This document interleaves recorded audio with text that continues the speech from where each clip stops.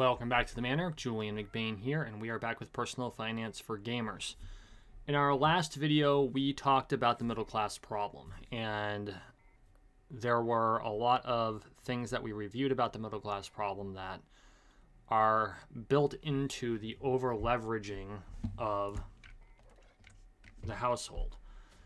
Oftentimes that leveraging comes with wanting things that aren't necessarily within the normal budgetary framework of your month-to-month budget. So you throw them on a credit card, and these are often non-fixed expenses, which is actually the topic of today's discussion, which is fixed expenses.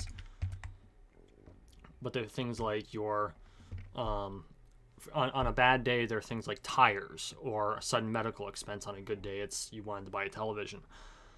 So in order to make it so you don't get into that, we need to focus on the expenses that are coming out of your budget every month in order to ensure that you have the money you need in order to get the things you want. So we're going to get into fixed expenses today, go through all of them, and maybe come up with some strategies to keep them where they need to be. But before we get started, if you're new to the channel, welcome to the Manor. Please take a moment and subscribe down below, or actually to my left. We are on the road to 13 million subscribers, one subscription at a time, so make sure you subscribe. Also, please consider going to patreon.com/JulianMcBain if you want to support my work. If you do, you'll get exclusive content, including 2 videos. One of this month, one was a frivolous one of war robots, and the other one is more about personal finance for gamers. And you can go sign up at patreon.com/JulianMcBain. I appreciate all of my members. Also, if you become a member, you're on the closing page as a patron. You get credits. Okay. Fixed expenses. Fixed expenses are things we generally don't think about, right? You get your paycheck every month and the money just goes out, often on auto pay. Don't even have to think about it. And the benefit to this is if you can have everything on auto pay, you already know it's going to get paid. You don't have to worry about writing the check. Does anyone write checks anymore? You don't have to worry about calling the institution and making sure it gets paid. The downside to auto pay is that when you're on auto pay, you forget you're paying for things. And sometimes that means that you're going to have services that you're no longer using that you're still paying for. And so these are all things you need to think about when you're structuring your finances. So let's talk about fixed expenses and some of the things that you need to think about when dealing with fixed expenses. One, fixed expenses are almost universally the greatest part of your budget. They're monthlies, they're maintenance, they're decay. We play Entropia universe. What are your fixed expenses? Ammo. Well, ammo is more variable, but weapon decay, armor decay. They're just going to happen, right? More variable depending on how you play Entropia universe, but the same principle applies. You have to pay your rent or your mortgage every month. You got to pay for your lights. Got to pay your phone. So these are things that are going to come out regardless of any other factor. We're going to go through the majority of them and talk about strategies on whether or not you can strategize ways to adjust them. But some of them that's yes and some of them that's no. So, okay, let's get into it. Number 1, this is going to be the most expensive thing on your monthly budget, almost guaranteed, mortgage or rent. And there's no getting around it. You got to pay for the roof over your head. Now, when it comes to mortgage or rent, there are things you can do in order to limit the expense this creates for you. Ideally, and this is not the reality right now, just be aware of that. In most places, it is not going to be the ideal. The ideal is mortgage or rent only eats up 33% or less of your monthly income, net income. Realistically, that's not the case, especially not in the United States right now. As consolidation of homes is occurring, especially in the large housing market increase in the last 12 to 24 months, mostly from people moving out of cities into rural areas and buying homes for well over market value, driving prices up, which means people that were buying those houses are having to move into cities, into small stack and pack apartments. You have to think about, or what they're calling affordable housing, which isn't always very affordable. You need to think about how you're going to structure things so that you can afford where you're going to live. And so aim for 33% or less. Sometimes that means you got to get a roommate. If you are married with children, that's not always possible. Unfortunately, that might mean getting a second job or coming up with a side hustle you can do that will earn that extra money. It doesn't necessarily mean it's going to be fun, but the purpose of these videos is to help you build yourself to a point where you're not struggling. So this is one major fixed expense, and it's the hardest to adjust. If you're watching this when it comes out and you have a mortgage and you haven't refinanced it in the last 5 years, talk to a mortgage consultant today. Well, not today, but with this week, because interest rates are going to be going up. Now's the time to refinance. I am not a mortgage broker. I do not work for a mortgage lender. That's not 100% true. No, that is 100% true. I work for an agency and we do not do mortgages. So, okay. I do not work for a mortgage lender. I do not work for a mortgage broker. I'm not saying this for my own edification. I have been mortgage licensed. I have done that. Now's the time. That way you can restructure that debt, lower your monthly payments, increase your flexibility before money gets inflated too badly. That's the hardest one. Next up is your phone bill. We all have them. Cell phones, right? Benefit to cell phones? Carry your phone in your pocket now. It's not chained to a wall with a 30-foot cord on it so you can walk around your house doing chores while you're talking on the phone. We all had that mom. Or we all had a friend who had that mom if it wasn't our own mom. But the phone bill is something that is going to be relatively fixed. Ways to work with the phone bill. If you don't need unlimited data, don't be on an unlimited data plan. If your phone doesn't blow up, don't replace it. Example, had to replace my phone this last week. Would not have done so except my previous one battery expanded. That's not good. This phone is off and cold, by the way. It will likely never be turned on again, which is kind of sad because it was a really good phone. Once you've paid your phone off, don't immediately upgrade. Generally speaking, if you're doing the payment plan for the phone, best case scenario, you buy your phone outright. Most people can't afford that. Next best case scenario, you get yourself on a 2-year plan and you keep your phone for 3. That gives you 12 months with a much more flexible budget.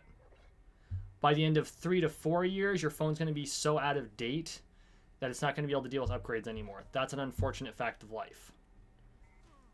But if you're able to keep the phone an extra year, dump the money that you're not spending on phone upgrades into savings.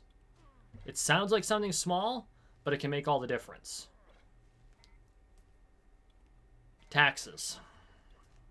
The amount the government steals from you every month is never going to change. It's a percentage of your income. If you own your home, you've also got property taxes. These are things you can't really change, so you're just going to have to build them in. Thankfully, when it comes to ease of paying, most of the time your taxes will be taken out of your check before you even receive it, or at least the bulk of them.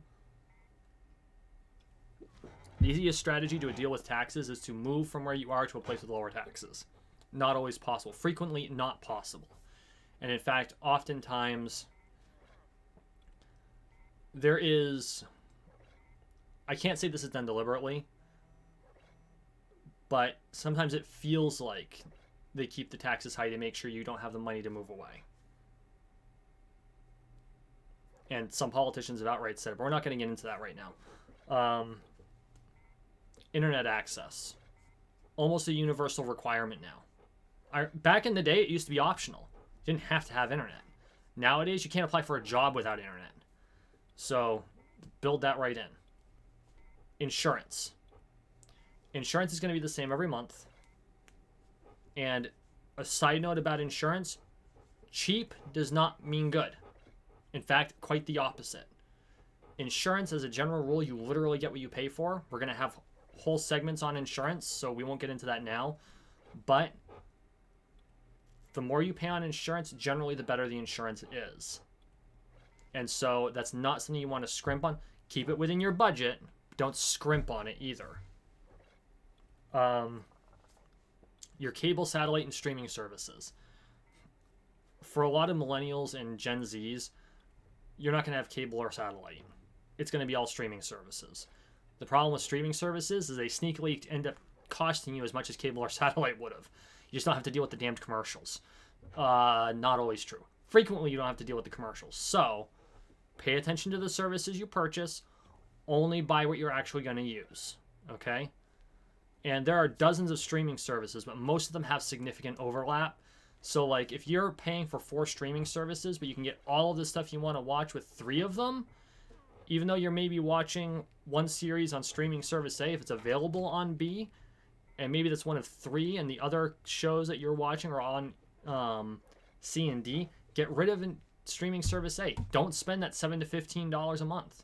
And you're like, well, $7 to $15 a month isn't a lot. No, but it adds up. And why pay for a service you don't need? Loan payments. Car loans, personal loans. We're not going to count mortgage in this because we already covered it.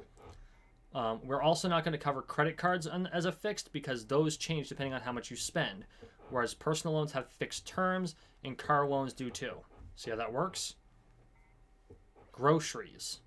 Groceries are not strictly a fixed expense. However, generally speaking, as long as prices remain the same, the amount you spend on groceries on average will remain the same. One of the things that you can do to help with your grocery bill is to plan your meals. Seriously, plan your meals. Say, okay, on Monday we're going to have beef, broccoli, and potatoes.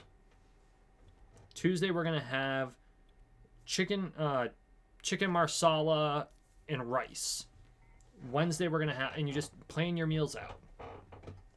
And that doesn't mean you can't be spontaneous, but by planning your meals, you'll have what you need in order to buy all your groceries. You can do so on a list. Never go grocery shopping hungry.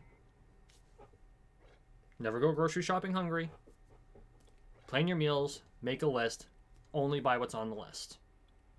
Unless you're like, oh crap, I forgot milk. Okay, fine, fair. But don't find yourself wandering down, say, the sugar aisle or the chip aisle and then go, oh, let's just grab some extra snacks. That doesn't mean you can't have the snacks. Say, okay, for snacks this week, we want to have chips. So we're going to put chips on the list. See how that works?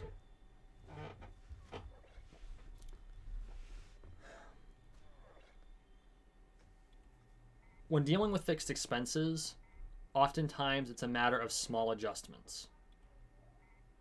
The biggest thing that makes fixed expenses a smaller proportion of your income is by growing your income.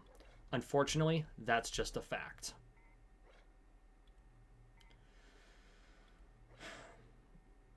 And that is what it is. And there's another fixed expense we should talk about that all of you should be aware of. Now, for many of you, this is not going to be a factor. But for some of you, you're going to be nodding your head. Sometimes fixed expenses come up that you don't plan on because things just didn't work out the way you wanted them to. Child support and alimony. If you have to pay them, that's a fixed expense. Add it to your budget. Most of the time, it comes out of your paycheck. If you're smart, you have it come out of your paycheck before you even receive it. Because that means it's always paid. You don't have to worry about defaulting on your obligations. It's a smart way to do things. But understand it's going to affect things. So when dealing with things that come out of your paycheck, a lot of your taxes, your child support, even your 401, you can choose whether or not to include those numbers in your budget. Generally, you don't have to. Just remove them from your top line altogether. Because then you don't even have to think about them. Not even part of your budget because it's not on your top line. It's already pre-top line taken out. Then you can work on everything else.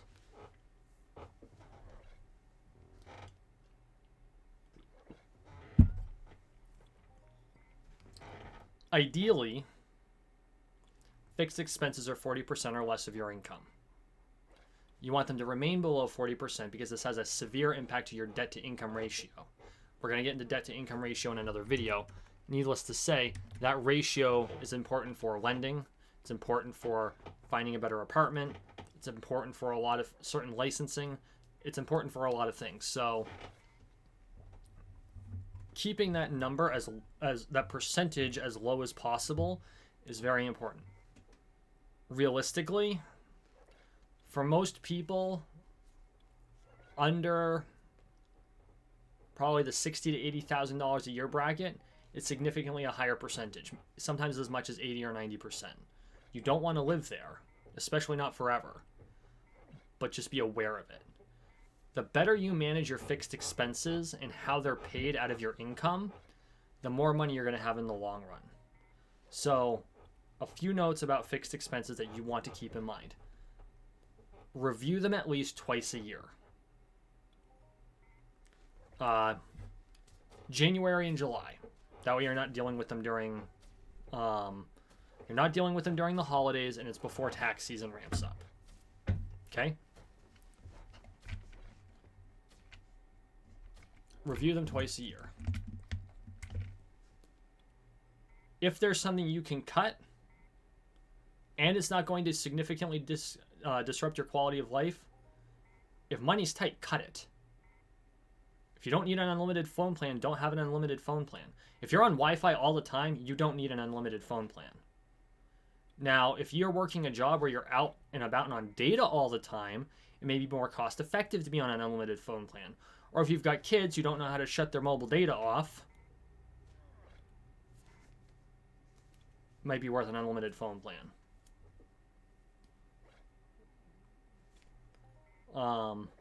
Otherwise, take a lower one. Take a fixed amount of data, and oftentimes they'll actually accumulate data that you haven't used yet, and they'll be in like a data bank. I like that. Not all companies do that. Some do. Go to a company that has it if they provide good service in your area. And any data you don't use piles up. That way, if you have a high usage month, you're eating from saved data, from data you didn't use before. It's your data. Same with streaming services. Like I said before, if you've got 4 or 5 streaming services, but you can get all the shows you want to watch if you watch them on different services in 3 services, if the ones you watch on the extraneous are offered in one of the ones you keep, you could save yourself $30 to $40 a month. Again, that doesn't sound like much. Today, it's a tank of gas. You're like, well, it's 1 tank of gas. Yeah, it's 1 tank of gas. It makes a difference. Speaking of which, your car gasoline expenses are going to be relatively fixed if you don't do a lot of traveling. Build it right into your budget if it's like that. Not always the case, and that one's more mutable. We generally put that in the mutable expenses category, but something to think about. And loan payments. Let's talk about loan payments for a minute. Car loans are what they are. And frankly, you don't necessarily want to refinance them unless you can get significantly better terms. Generally, you won't. Personal loans, different story. Let's talk about credit cards and personals. We're going to do a much bigger video on debt. In fact, that might be the next video. Mutable expenses need to be covered, so mutable expenses will probably be next, and after that, we're going to do debt. We keep bringing debt up. It needs to be talked about. But let's talk about some tidbits. Let's say you have a 5-year personal loan, and you used it to pay off credit card debt. Good for you.